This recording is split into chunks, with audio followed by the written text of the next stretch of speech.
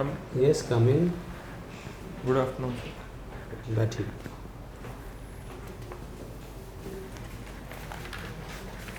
कुछ अपने बारे में बताइए। सर मेरा नाम अनिरुद्ध पांडे है। मैंने ग्रेजुएशन बीटेक सिविल इंजीनियरिंग में Motilal Nehru national institute of technology से 2019 में की है सर। और मेरी हॉबीज़ यूरोपियन फुटबॉल देखना और इको टूरिज़्म है सर। अच्छा, और भी कुछ लिखा है आपने इसमें? G stand up comedy? जी सर, स्टैंड अप कॉमेडी देखते हैं? जी सर। कि करते भी हैं? सर देखते हैं सर। देखते हैं जी सर। और ये वॉलीबॉल वगैरह खेल? जी सर, खेला है सर, स्कूल लेवल पे कॉलेज लेवल पे खेला है सर। अच्छा, अभी नहीं खेल रहे हैं? जी नहीं सर, अभी नहीं। सेलेक्टेड भी हैं आप? जी सर। कौन किस पद पे हैं? सर नायब तहसीलदार पद पे चयन हुआ सर 2021 में। अच्छा, 2 बार आपने सेलेक्टेड लिखा है? जी सर, 2020 में जिला अल्पसंख्यक कल्याण अधिकारी के पद पर चयन हुआ था। अच्छा, पहले जिला अल्पसंख्यक पे हुआ, जी सर। फिर उसके बाद नायब तहसीलदार पे जी हुआ। सर। ग्रेड पे नीचे पे चले गए आप? जी सर। ये तो डिमोशन हो गया आपका। जी सर, डिमोशन। तो ऐसा क्यों आपने किया? पहले जिला अल्पसंख्यक पे गए, फिर आप उसके नीचे वाले ग्रेड पे आप? सर उसका मेन रीज़न है कि सर नायब तहसीलदार के पद में डाइवर्सिटी ऑफ वर्क प्रोफाइल और पब्लिक इंटरफेस जो है वो जिला अल्पसंख्यक कल्याण अधिकारी से ज़्यादा है सर। क्या ज़्यादा है, थोड़ा स्पष्ट हमें बताइए। जिला अल्पसंख्यक वाले कहाँ कम है? सर कम कर किसी भी आधार पर नहीं है सर जिला अल्पसंख्यक कल्याण अधिकारी, लेकिन जो नायब तहसीलदार का पद है सर उसमें पब्लिक के साथ इंटरफेस सर वो जिला अल्पसंख्यक कल्याण अधिकारी की तुलना में अधिक है सर। और डाइवर्सिटी भी सर रेवेन्यू एडमिनिस्ट्रेशन और लॉ एंड ऑर्डर दोनों का ध्यान रखना सर वो जिला अल्पसंख्यक कल्याण अधिकारी की तुलना में सर। तो अभी आप वर्तमान में नायब तहसीलदार हैं? जी सर, अभी ज्वाइनिंग हुई नहीं है सर। अच्छा, ज्वाइनिंग हुई नहीं। जिला अल्पसंख्यक पे ज्वाइनिंग है? जी नहीं सर, वो ज्वाइनिंग मैंने की नहीं थी सर। अच्छा, उसको आपने ज्वाइनिंग किया ही नहीं। ठीक है, क्यों उसके आपने उसको छोड़ दिया? जी सर, उसकी ज्वाइनिंग से पहले अगला परिणाम आ गया। अच्छा, दोनों रिजल्ट आसपास ही आया था। चलिए बढ़िया। तो प्रेफरेंस आपने क्या दिया है इसमें? सर डिप्टी कलेक्टर, डीएसपी और फिर जिला पंचायती राज एग्जीक्यूटिव ऑफिसर। अच्छा, डिप्टी कलेक्टर, डीएसपी और डीपीआरओ। यस। तो ये क्या लॉजिक है इन तीनों का? आपने किस हिसाब से इसको रखा है? सर जो सामान्य अवधारणा है सर, जो मैंने सीनियर से बात की सर, उन्होंने जो सुझाव दिया और जो सर मेरे को खुद से सहज लगा कि सर डिप्टी कलेक्टर में डाइवर्सिटी ज़्यादा है सर और उसकी तुलना में डीएसपी में सर सिर्फ लॉ एंड ऑर्डर अपहोल्ड करना है, तो इस कारण डिप्टी कलेक्टर के कुछ काम बताएंगे, क्या करता है वो? जी सर, डिप्टी कलेक्टर का काम सर रेवेन्यू एडमिनिस्ट्रेशन देखना है सर। उसके अलावा जो प्रॉपर्टी रेवेन्यू से रिलेटेड डिस्प्यूट्स हैं सर उनको भी देखने का काम रहता है सर। इलेक्शन के टाइम में उसका क्या रोल रहता है? सर इलेक्शन के टाइम पे वो सर जो कलेक्टर होते हैं वो डिस्ट्रिक्ट रिटर्निंग ऑफिसर होते हैं सर और उनकी सहायक के तौर पर सर एसडीएम का कार्य होता है। आपदा के समय क्या रोल रहता है? सर आपदा के समय आपदा प्रबंधन में डिस्ट्रिक्ट डिजास्टर मैनेजमेंट अथॉरिटी में से डीएम के बाद एसडीएम का ही सर रोल रहता है। और नायब तहसीलदार जिस पद पे आप हैं, अभी ज्वाइन नहीं किए हैं, उसकी क्या महत्वपूर्ण भूमिका, मैंने उसका मुख्य कार्य क्या रहता है? सर उनका मुख्य कारण राजस्व के मामले में? जी सर, राजस्व के मामले में सर जो लैंड रिकॉर्ड्स हैं सर और लैंड रेवेन्यू एडमिनिस्ट्रेशन जो है सर ग्राउंड पे वो देखना रहता है। ठीक, ये बताइए कि ये आपकी जो हॉबी है वॉचिंग स्टैंड अप कॉमेडी और फुटबॉल मैच के एनालिसिस करना, ये सब आपकी जो व्यस्त जीवन हो जाएगा नौकरी के बाद, एसडीएम मान लीजिए आप डिप्टी कलेक्टर हो गए तो बहुत व्यस्तता हो जाएगी, फिर ये सब तो आप कर नहीं पाओगे। जी सर। सर मेरा ये मानना है कि सर हॉबीज़ जो मेरी हैं सर उसके लिए बहुत ज़्यादा अधिक समय भी सर की आवश्यकता नहीं है सर। स्टैंड अप कॉमेडी का वीडियो सर 10 मिनट तक का भी होता है सर। तो मेरा मानना है कि इससे मेंटल हेल्थ इश्यूज भी सर कम होते हैं और डिस्ट्रेसिंग में भी हेल्प मिलती है सर, जो कि स्ट्रेसफुल जॉब जैसे एसडीएम में काम आ सकती है। अभी यूरोपीय फुटबॉल वगैरह आप रिसेंटली कोई मैच देखा है आपने या? जी सर, फॉलो करता हूँ मैं सर यूरोपियन फुटबॉल सर। अभी कौन सा मैच देखा आपने? सर चैंपियंस लीग में चेल्सी फुटबॉल क्लब और बोरुसिया डॉर्टमुंड का मैच सर। अच्छा, तो कौन सा कोई आपका फेवरेट प्लेयर भी है? जी sir, favourite player sir France का किलियन एम्बाप्पे। Good sir. आप अनिरुद्ध, अच्छा आपने बताया कि लैंड रिकॉर्ड्स को देखता है। अब लैंड रिकॉर्ड के लिए वर्तमान में सरकार जो है एक ब्लॉकचेन टेक्नोलॉजी का इस्तेमाल कर रही है, जी सर, है ना, जैसे कि स्वामित्व। हाँ, तो ये टेक्नोलॉजी है क्या? कैसे ये लैंड रिकॉर्ड को बनाए रखने में हमको ज़्यादा लाभकारी है? Sir blockchain technology open distributed laser है सर। उसमें कोई भी ट्रांजैक्शन यदि होती है तो वो पूरा नेटवर्क पे ब्रॉडकास्ट हो जाती है सर। तो उसे इजीली वेरीफाई किया जा सकता है सर कि वो ट्रांजैक्शन जेन्युइन है या नहीं। तो इस कारण से सर एक रिकॉर्ड प्रिपेयर किया जा सकता है जो कि डिजिटाइज्ड होगा और इजीली एक्सेसिबल होगा और वेरीफाइबल भी होगा। अच्छा, इससे संबंधित एक कुछ करेंसी भी निकल के आई है, क्रिप्टो करेंसी, तो ये क्या चीज़ है? सर क्रिप्टो करेंसी एक ऐसी करेंसी है सर जिसके ऊपर किसी सेंट्रल बैंक का कंट्रोल नहीं है सर। इसकी वजह से ये मतलब रेगुलेशन की कमी की वजह से इस करेंसी में की वैल्यू में काफी ज्यादा स्पेकुलेशन भी होता है सर। वोलेटिलिटी बहुत है इस करेंसी में और इसका प्रयोग मनी लॉन्ड्रिंग और टेरर फाइनेंसिंग के लिए भी किया जा रहा है। तो क्या इसका उपयोग हम लोग एक्सचेंज के लिए भी कर सकते हैं, किसी लेन देन के लिए भी कर सकते हैं इसका उपयोग? जी सर, इसके उपयोग सर किया जा सकता है क्योंकि इस पे प्रतिबंध नहीं लगा हुआ है सर।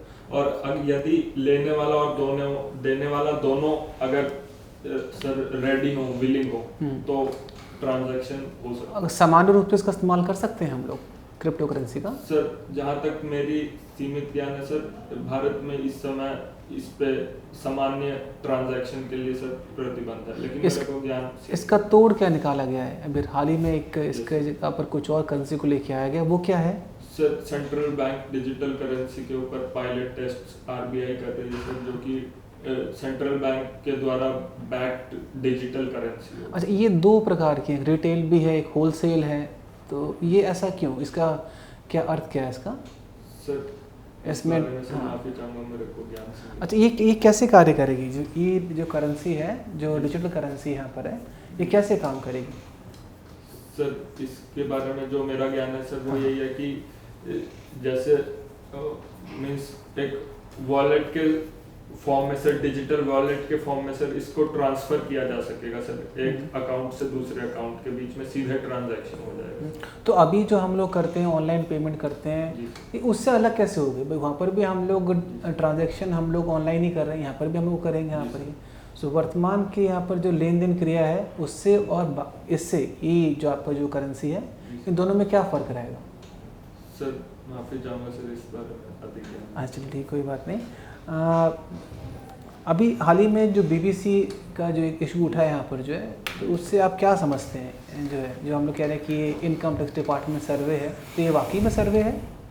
सर मेरा मानना है कि sir law of the land जो है वो सब पे इक्वली अप्लाई होता है सर, और बीबीसी पे भी ये अप्लाई होता है। तो ये सर्वे सर जस्टिफाइड है या, लेकिन इनका इंटेंशन बोनाफाइड है या नहीं, इसका बेस्ट जज सर जुडिशियरी ही होगा। और सर मेरा ये पर्सनल ओपिनियन है कि timing of the survey was not very good sir, because it was very close to BBC release of documentary on prime minister. Right. लेकिन कुछ ना कुछ तो मुझे लगता है कि यहाँ पर जो प्रॉफिट ट्रांसफ़र हुआ है, ऐसा कुछ निकल के आ रहा है। जी सर, सर्वे से ये प्रिलिमिनरी फाइंडिंग है सर कि मनी मींस टैक्स इवेजन किया गया है। हाँ, अच्छा, निक्की हेले, ये जो एक पर्सनालिटी है, ठीक है, तो ये किस लिए आजकल न्यूज़ में चल रही है? सर ये Indian origin, Indian immigrant parents की यूएस सिटीजन है सर, जिन्होंने अभी हाल ही में अपनी प्रेसिडेंशियल बिड अनाउंस की है सर। अच्छा, इसके अलावा एक और व्यक्ति का नाम निकल के आ रहा है जो कि इंडियन ओरिजिन है। जी सर। क्या नाम है उनका? सर प्रेसिडेंशियल बिड के लिए बिल्कुल सर माफी चाहूँगा। विवेक रामास्वामी के नाम से एक पर्सनालिटी निकल के आ रही है, उभर के आ रही है, वो भी एक इंडियन ओरिजिन है, राइट? अच्छा, इसके अलावा अभी हाल ही में जो टर्की में जो अर्थक्वेक आया, ठीक है, तो उससे जो भारत और टर्की के बीच में जो एक बड़ा एक कह सकते हैं आप ही कि मतलब इतना एक लैंड ये बना हुआ था यहाँ पर ही, ठीक है, इससे में कुछ बदलाव होगा? भारत जो पॉलिसी है टर्की के खिलाफ, टर्की के जो है की पॉलिसी जो भारत के खिलाफ यहाँ पर जो है, उसमें कुछ बदलाव दिखा जाएगा क्या? सर मेरा मानना है कि अभी तक इंडिया और टर्की रिलेशंस काफ़ी टेंस रहे हैं सर, क्योंकि टर्की ने पाकिस्तान को OIC में सपोर्ट और कश्मीर इशू पे सपोर्ट किया सर। लेकिन अब सिचुएशन में सर ह्यूमैनिटेरियन असिस्टेंस जब भारत ने टर्की को प्रोवाइड किया सर, तो ये एक्सपेक्टेड है कि as a good friend sir Turkey replicate करेगा और मोर सेंसिटिव रहेगा टुवर्ड्स इंडियन इंटरेस्ट। लेकिन हकीकत में सर ऐसा होगा या नहीं, यह तो सिर्फ मतलब भविष्य के गर्भ में है। अच्छा, आपने बताया कि स्टैंड अप कॉमेडी देखना आपको बहुत पसंद है और इसमें आपने यूट्यूब का नाम लिया, जी ठीक है, तो अभी हाल ही में उनके जो CEO हैं उसमें कुछ चेंज हुआ है, तो अभी जो नए CEO हैं वो कौन है सर? यूट्यूब के? हाँ, यूट्यूब के सर माफी चाहूँगा सर। अच्छा, ठीक है। अच्छा, श्रीलंका और जो पाकिस्तान की अगर हम लोग बात करें तो यहाँ पर बहुत ज़्यादा मुद्रास्फीति की स्थिति बनी हुई है जी, तो क्या ये दोनों की वजह एक ही है कि अलग अलग है यहाँ पर? सर कुछ वजह हैं जो दोनों में कॉमन है सर, हाँ। और कुछ हैं जो दोनों में कंट्री स्पेसिफिक वेरिएशन है। वो कॉमन कौन सी वजह है? सर कॉमन वजह जो है सर, एक है उसमें से फॉरेन डेब्ट स्पेसिफिकली टू चाइना, दोनों के ऊपर हैवी डेब्ट बर्डन है सर, और सेकेंडली दोनों पॉपुलिस्ट पॉलिसीज परस्यू कर रहे हैं सर। पॉपुलिस्ट पॉलिसी परस्यू करने की वजह से उनका फिस्कल डेफिसिट और पब्लिक डेब्ट टू GDP रेशियो हाई रहा है सर, जिसकी वजह से फॉरेक्स क्राइसिस जनरेट हो पाया सर, और दोनों का ये जो बैलेंस ऑफ पेमेंट क्राइसिस भी है सर, और दोनों के इंपोर्ट्स एक्सीड करते हैं उनके एक्सपोर्ट्स को। अच्छा, जैसे इसी से संबंधित एक हमारे पास में जो अपने अगर हम लोग हिंद महासागर की बात करते हैं तो उसमें स्ट्रिंग और पर्ल्स की, हिंद महासागर की बात करते हैं तो स्ट्रिंग और पर्ल्स की एक अवधारणा, एक कंसेप्ट निकल के आए, तो ये क्या है सर? स्ट्रिंग ऑफ पर्ल्स एक अनऑफिशियल चाइनीज फॉरेन पॉलिसी है सर, भारत को चारों तरफ से घेरने की, जिसमें चीन विदेशी राष्ट्रों में पोर्ट्स अक्वायर कर रहा है सर, जैसे पाकिस्तान में ग्वादर पोर्ट, श्रीलंका में हम्बनतोता पोर्ट, म्यांमार में क्याउपायू पोर्ट, और इस तरह से सर भारत के चारों तरफ एक घेरा तैयार हो। अच्छा, आपको क्या लगता है ये वाकई में ऐसा है कि USA की एक पॉलिसी है चाइना को नीचे दिखाने की? जी सर, मेरा ये मानना है कि USA और चाइना के बीच एक स्ट्रक्चरल कंपटीशन चल रहा है सर, एमर्जिंग बाइपोलैरिटी की स्थिति उत्पन्न हो रही है सर, क्योंकि दोनों की इकोनॉमिक जो GDP है सर वो लगभग बराबर है, और मिलिट्री एक्सपेंडिचर में भी चाइना स्लोली USA के बराबर पहुंच रहा है सर। तो इस वजह से स्ट्रक्चरल कंपटीशन दोनों में सर यूनिवर्सल हेजीमोनी जनरेट करने के लिए है सर, और उसी का मैनिफेस्टेशन है कि चाइना और USA के बीच में रेगुलरली बहस होती रहती है। Sir please. आप बीटेक कहाँ से किए हैं? Sir Motilal Nehru national institute. Motilal Nehru का भारतीय राष्ट्रीय आंदोलन में क्या योगदान रहा है? सर सबसे मुख्य योगदान उनका नेहरू रिपोर्ट बनाने में रहा है 1928 की सर, जो सिमन कमीशन के आने के पश्चात भारतीयों द्वारा पहला प्रयास था सर एक संविधान तैयार करने का। इसके अलावा उन्होंने स्वतंत्र पार्टी की शुरुआत भी, नेहरू रिपोर्ट की क्या रिकमेंडेशन थे? सर नेहरू रिपोर्ट्स की वेरियस रिकमेंडेशंस थी जो मेरे को याद आ रही है सर इस समय। वो ये थी कि यूनिटरी कॉन्स्टिट्यूशन होना चाहिए सर, और फंडामेंटल राइट्स दिए जाने चाहिए सर, वुमेन को वोटिंग राइट्स दिए जाने चाहिए, और न्यू प्रोविंसेस इन सिंध क्रिएट होगा sir after the dominion status के भी रिकमेंडेशन। ये डोमिनियन स्टेटस क्या होता है? सर डोमिनियन स्टेटस का अर्थ यह था कि जिस प्रकार ऑस्ट्रेलिया और कनाडा उस समय में यूके के पार्ट थे सर, लेकिन उनके पास सिग्निफिकेंट ऑटोनॉमी थी, उसी प्रकार की ऑटोनॉमी की डिमांड सर भारत भी कर रहा था। सबसे पहले मांग कब की गई है सर डोमिनियन स्टेटस की? सर डोमिनियन स्टेटस की मांग सर जहाँ तक मेरी सीमित नॉलेज है सर, उसके हिसाब से अर्ली 1900s में सर स्टार्ट हुआ जब दादा भाई नौरोजी ने भी सर डिमांड की। दादा भाई नौरोजी कांग्रेस के अध्यक्षता किस सन में किए थे? सर 1906 में, जहाँ तक मुझे याद है सर। 1906 में, ठीक। ये अभी रसिया और यूक्रेन युद्ध के बाद भारत रसिया संबंध को आप किस रूप में लेते हैं? सर रसिया यूक्रेन युद्ध के बाद भी भारत और रूस के बीच जो संबंध है सर वो और गहरे ही हुए हैं। रूस भारत का लार्जेस्ट ऑयल एक्सपोर्टर बन गया है सर, और डिफेंस सप्लाईज भी सर युद्ध के बाद भी चल रही है सर, और S-400 की सप्लाई भी टाइम पे हो रही है सर। लेकिन रसिया का संयुक्त राष्ट्र संघ में कोई मुद्दा आता है तो भारत मतदान से बाहर हो जाता है, मतदान नहीं करता उसके फेवर में। ये सर ये इस वजह से है क्योंकि भारत सर बीच का रास्ता चुनना ज़्यादा पसंद करता है, और वेस्ट यूक्रेन के साथ वेस्ट का सपोर्ट है सर, और वेस्ट के साथ इंडिया के डीप टाइज हैं सर। चाइना को काउंटर करने के लिए भी इंडिया और वेस्ट के टाइज बहुत एसेंशियल। तो इंडिया रशिया को वेस्ट के ऊपर प्रायोरिटाइज नहीं कर सकता सर, इसीलिए वेस्ट और रशिया के बीच का रास्ता सर भारत चुनना पसंद करता है संयुक्त राष्ट्र। अच्छा, अभी जब मोदी और पुतिन के बीच में बैठक हुई थी नई दिल्ली में, जी जब आए थे तो उन्होंने कुछ बातें कही थी मोदी जी ने, कुछ बता सकते हैं?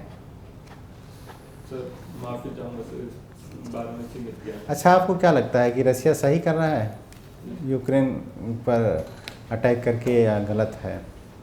सर मेरा मानना पर्सनली है कि यह पूरी तरह से सही नहीं है सर। उसके एक्शंस को जस्टिफाई किया जा सकता है सर, क्योंकि नाटो का ईस्टवर्ड एक्सपेंशन कंटिन्यूअसली रहा है 1990 के बाद रिटन एग्रीमेंट्स के बावजूद भी सर।